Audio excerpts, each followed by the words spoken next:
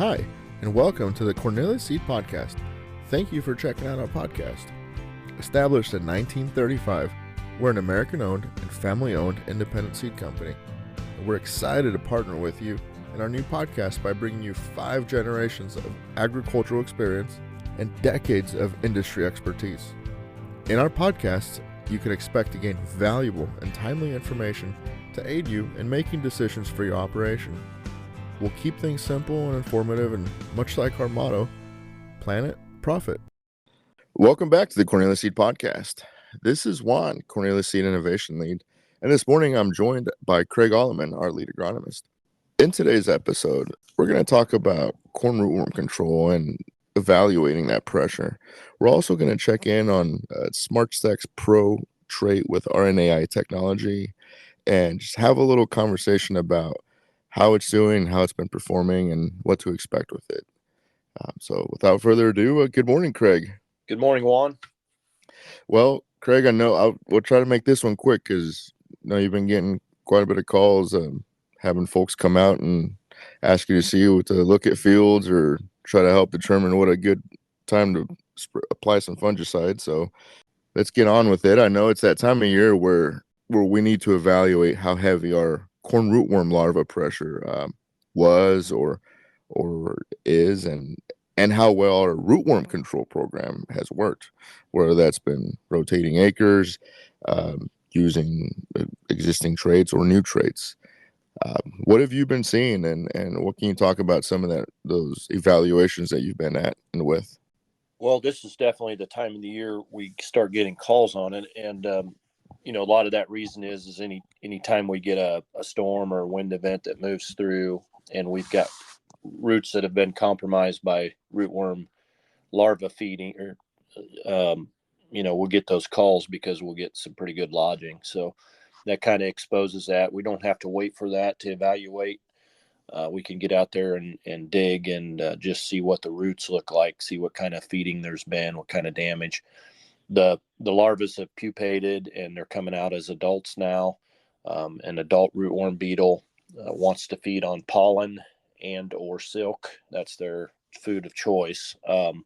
If you get out in the field and you're not silking yet or dropping pollen, you're going to see leaves. If you've got adult rootworm beetles present, you're going to see leaves. They'll just eat that top bottom surface off of that leaf just to survive until we get pollen and silk. And so you'll have those leaves that kind of have that skeletalized appearance to them.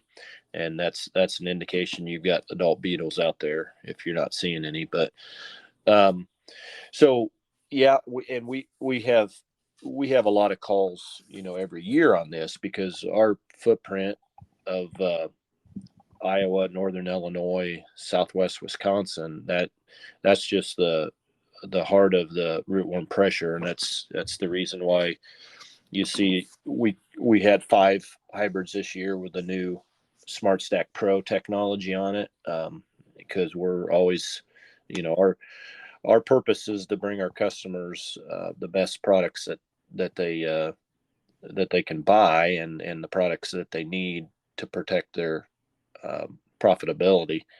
And so we jumped on the SmartStax PRO very, very rapidly.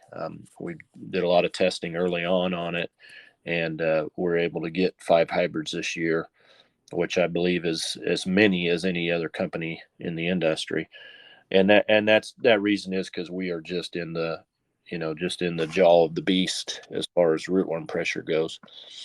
Well, that's for sure. And I think right before we got going on this, we talked about how you can overlay that drought pressure. We had a map of that, and then any of those rootworm pressure maps from last year, and exactly where it's heavy in. That's what I would call Cornelius country. So I think while it's a challenge for folks, it goes to show why you and the product selection team have a little bit are more intimate with these products because we live right in it.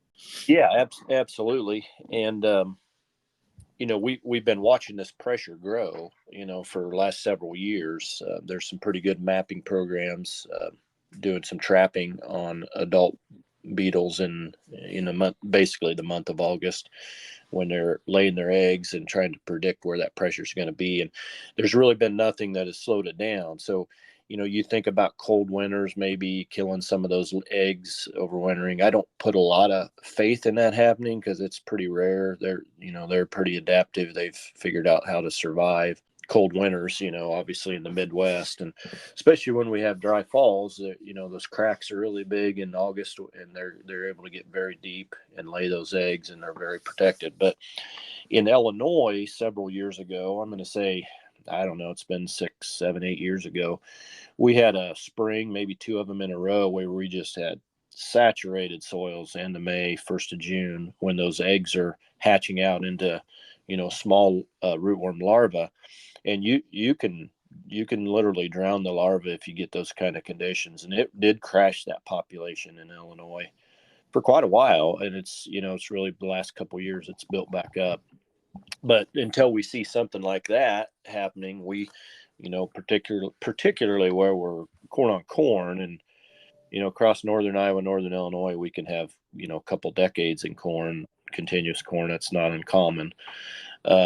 So we've got to manage it other ways. And of course, soil applied insecticides that we've had forever. On a year like this, where it's been really super dry during that time period, that month of June, when the larvae are really active, sometimes those soil applied insecticides will fail just because they need to be in a little bit of a soil solution to be active. So I would expect not to have as good a outcome from soil applied insecticides this year. But we're really kind of focused on the trait right now and evaluating, particularly since we have the new RNAi technology and the SmartStax PRO. We want to follow through and make sure it's working like we think it should, and it is designed. And so we do want to talk about that a little bit, because make sure that we have the proper expectations as to how that trait's going to work. So, Craig, I'm sorry, but I hate to halt the train. You're on a good flow there, but real quick, just before we dive into the trait, on the evaluation piece of things, just want to make sure folks have a good handle of that on what we're doing to evaluate this pressure. I mean, you talked about they're going to want to feed on the pollen, and if we're not quite there yet, they'll almost scrape the leaf. And I think I've seen some folks might confuse that as, from the side of the road, if it's really bad, as like urea damage or injury to the leaf burn. But if you get real close, you actually see, like you said, it's skeletalized or scraped back. We can also dig the roots to actually see the feeding on it. Is that the 2 ways that you do when you're out there to assess this pressure? Or yeah, I'm not worried about the leaf feeding. That that's just an indication that they're there. Just like any insects, rootworm beetles can be kind of shy, and when you're going out in a field this time of the year, you want to walk really slow, so you see any insect, whether it be a rootworm beetle or Japanese beetle or others, before they fly away. So if you see that feeding on the leaf, it's an indication that they're present. There's another beetle, grape calaspis will do the same thing. It's a beetle kind of the size of a rootworm beetle. It comes from a larva that look like a miniature white grub, but they'll also do the same thing on the leaf. So you could have them out there as well, but not worried about that. It's not a damage that's going to cause any kind of an issue. So we're after the roots. What kind of damage has been done in the roots, and so we're going to be digging them up. If the soil's fairly dry, you can get them knocked off, right there in the field pretty good. Otherwise, you have to take them back and wash them till you get down, really see what kind of damage that you've got. But everybody, the entire industry, uses the Iowa State 0 to 3 scale for evaluating rootworm damage. And that scale is simply, if there's no injury, it'll be a 0. And then we're going to look at entire nodes. So a node of roots, if it's eaten back to within 1.5 inches of the stalk or of the crown down there, that's going to be a 1 on the Iowa State scale. So if you've got a node of roots that maybe just half of it is eaten back to within 1.5 inches, then that's a 0.5.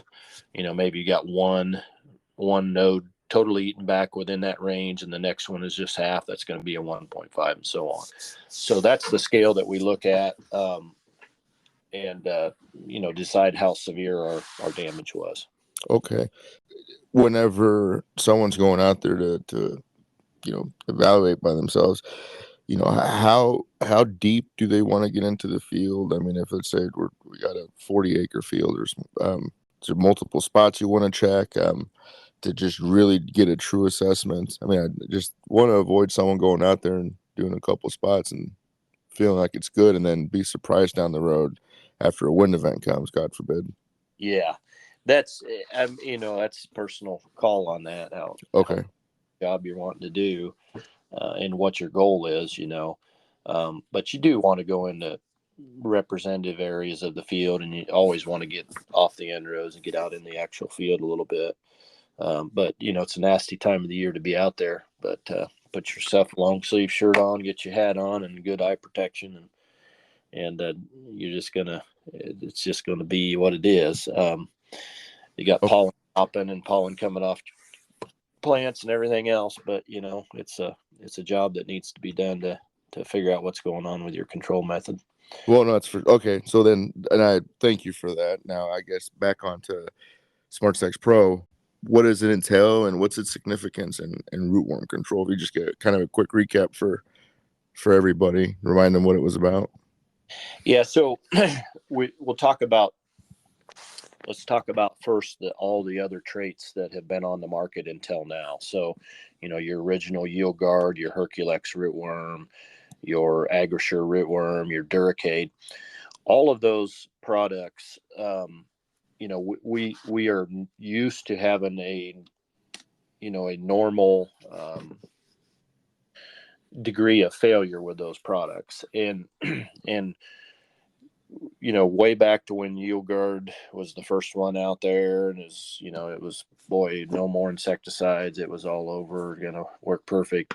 What we found out real quickly is, number one, corn rootworm control is not like corn borer control. Corn borer control, we just see almost no feeding whatsoever. I mean, they take a bite and they're pretty well done. It's not that way with rootworm.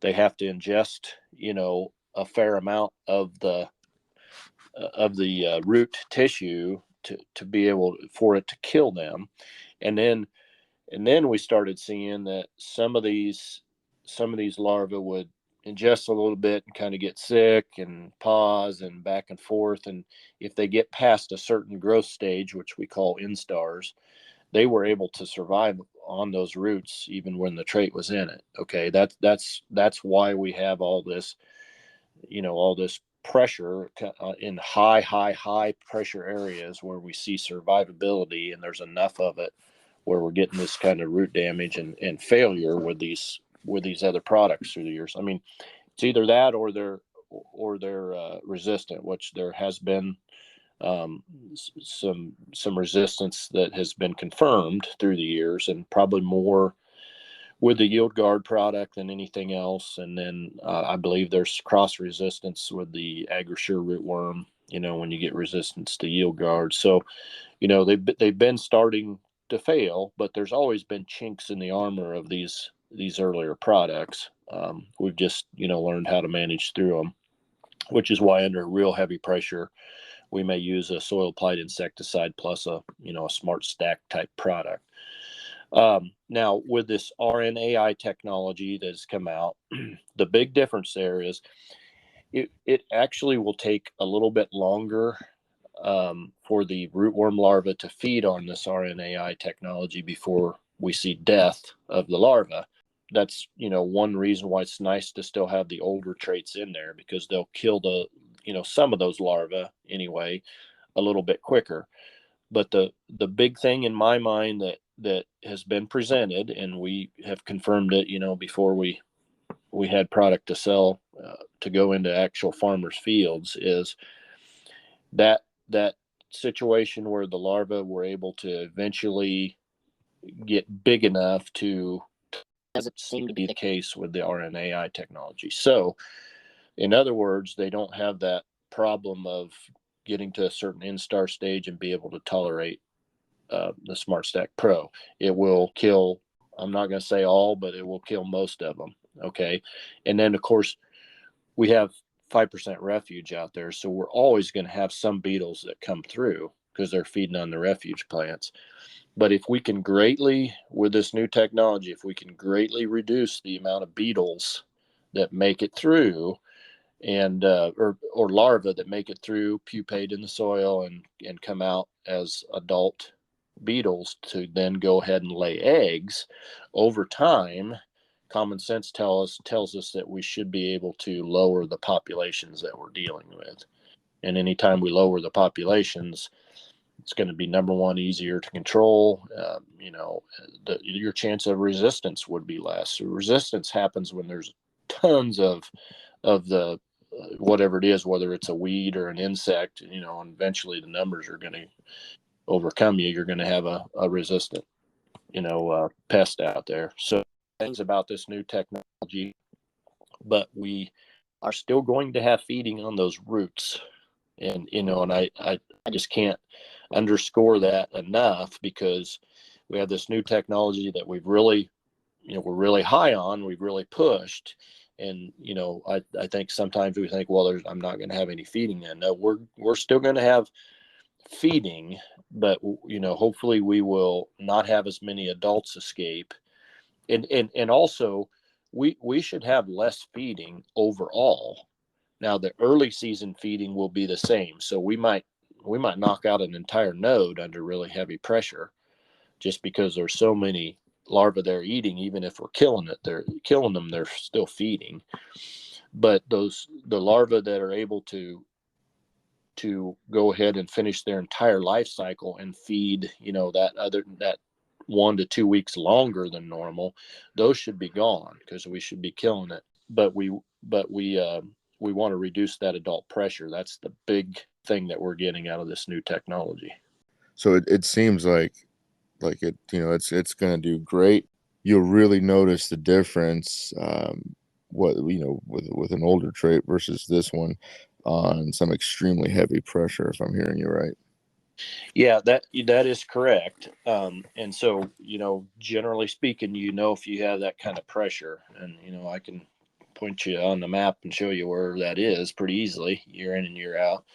And if you've got corn, continuous corn that's been that way for 20 years, you've probably got pretty good pressure buildup. So in a case like that, you may still want to use a soil applied insecticide and your SmartStax PRO until you have been out there monitoring in the month of August, how many beetles do I have here laying eggs?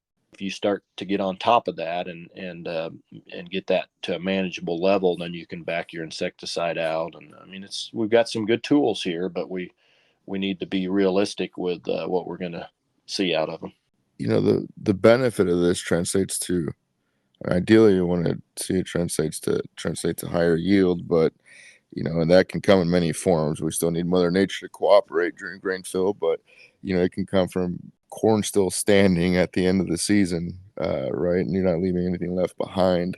How else can we see this paying off for someone that does invest into this?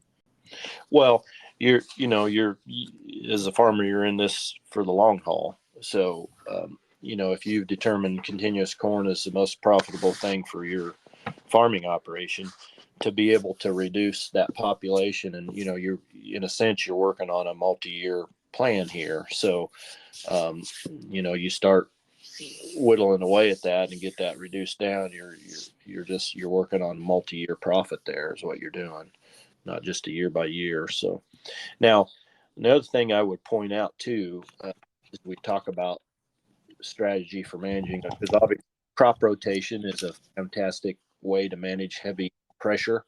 And, we've had customers that have moved a 20-year continuous cornfield to beans for a year, just to try to get those populations down. That's a great strategy. We have seen, I would say we've seen an uptick this year of rootworm pressure in first year corn.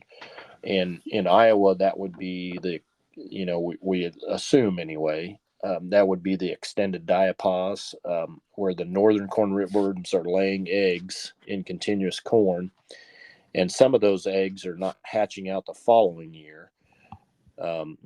Which is normal for a rootworm. They're just kind of laying there dormant, and then the second year, if you're in a corn bean rotation, then those eggs are hatching in that year number 2. So we've got pressure then in first year corn, where we normally wouldn't. I've seen some of that this year. I've been investigating in fields that have had that. It doesn't seem like the pressure is anything like a continuous corn. I'm very, very averse in the Western corn rootworm variant that lays their eggs in soybeans, unfortunately, in Illinois. And man, those pressures can be heavier than continuous corn. They're just they just lay a lot of eggs in soybeans when you have that variant. That has backed off quite a little bit. We don't have the pressure of that we used to in Illinois, but it's something we're always aware of. Well, so kind of just to recap there on that is if you're out there and you're evaluating your field and you're seeing there's significant amount of pressure, I mean, it sounds like your only option at this point is if it's heavy, it's going to that soyborne insecticide. Is there anything else that a person can do to try to manage heavy pressure? Well, the number one thing is if you're in a situation where you may have quite a few adult beetles coming out, we've got to get those killed before they clip silks and cause a problem with pollination. So I've had a fair amount, fields that I've looked at where we've called in a spray. And of course, if you're putting a fungicide on already, that could just be mixed in with the fungicide. Or if you're going to spray for beetles and you weren't going to use a fungicide, that may be the time where you go ahead and you're going to be out there anyway. You put a fungicide in. But yeah, because the rootworm beetles are going to be your biggest problem with clipping silks. Jap beetles are another thing we look at with clipping silks, and we've got the Jap beetle spread across a pretty wide area of our footprint now. I don't ever take this to be the gospel on the Jap beetles, but in my experience, there's two things with them. They mostly just move in on the edge of the field, so if you see them on the edge, you get in 6-8 rows. A lot of times that you won't have much pressure. And I've never really seen where a Jap beetle has caused problems with getting in the way of pollination. It seems like they move in when the silks have already been pollinated. It's like they don't like the early silks. They like the more mature silks, but do not rest on that. I mean, you got to get in there and make sure that you're checking. And if you got a field where Jap beetles are out in the middle and they're pretty heavy, you need to get them sprayed just because you can't take the risk. Well, and I know we're talking corn here, but would you say that they're even a bigger concern if you've got soybeans nearby so that they don't start defoliating them? Move on over, or yeah, if you can have quite a bit of defoliation on soybeans before that triggers a spray. Jet beetles are tough in soybeans because I've sprayed. I mean, early on when we had them move through our area, and they seem to move into an area and they're real heavy for 2-3 years, and then the populations diminish. They must have a natural predator that eventually is getting to them, whether that's a disease or what it is. But that seems to be their trend. They start, I remember first over at Champaign, you'd go to a restaurant over there that would have little ornamental trees out there and they'd be completely defoliated. And then they continued to move west and move through our area here in Western Illinois. And last couple of years, they've just been pretty manageable, pretty light. So I'm hoping that continues with the Japanese beetle because they can just be a real problem. But what was your question there? No, it was just more of a comment on if you mentioned that if you're out there, that if they're really heavy, you just want to spray something to get them handled. Soybeans, And yeah. soybeans, yeah. Yep, got myself completely. That happens. You started reminiscing on champagne. Yeah. I understand. I started thinking about the drinking kind, maybe. Yeah. Okay. So when they first moved in here in soybeans, I sprayed them the first year because they get pretty alarming looking. And problem is 5-7 days they're back in there. So unless they're really really thick, you're probably just better off to kind of ignore them because they're hard to keep out. Residual on them is not very good. But if you've got 30% defoliation during pod fill, you need to go ahead and get them taken care of. But it takes a lot of leaf feeding to hit 30% if you look at those charts. So. Oh, that makes sense. And I think that has any of this changed? I mean, you kind of mentioned it already when you talked about that if you are considering a soil insecticide, that its potential, it might not be as effective because we've been abnormally dry. I just want to tie it back into, I don't want to beat a dead horse, but tying it back into the elements that we have been having. I think here recently we've been blessed with some weather events, some storms that gave some rain. At times it was too much rain all at once, so we'd wish it was slower. Some of our neighbors down south of Missouri, I know Nebraska has been getting hail, so at least our footprint's been dodging that for a little bit. But we've been abnormally dry, and then now we're hopefully coming around grainfill time. We're getting rain. Hopefully we get about an inch of rain a week if possible. Any of that tie into what we're doing with managing this pressure? Yeah, those things are out of our control. If we get a year where the soil applied insecticides don't work well, it's always been that way. They're going to work to some extent, but you can have either too dry or too wet, either one. And same thing with herbicides, that we're up against.